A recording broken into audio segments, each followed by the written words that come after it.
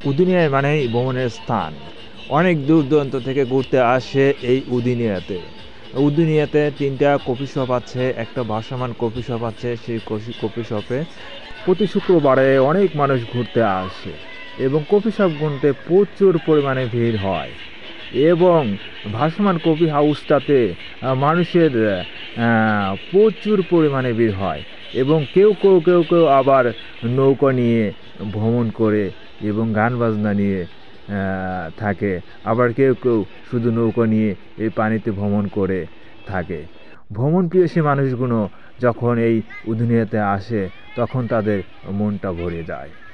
আপনারা চাইলে এই উদিনিয়াতে এসে ঘুরে যেতে পারেন, কারণ পানি যখন থাকে এই উদিনিয়া স্থানটা ভ্রমণ প্রিয়সী মানুষের জন্য খুবই উপযোগী একটা জায়গা হয়ে ওঠে।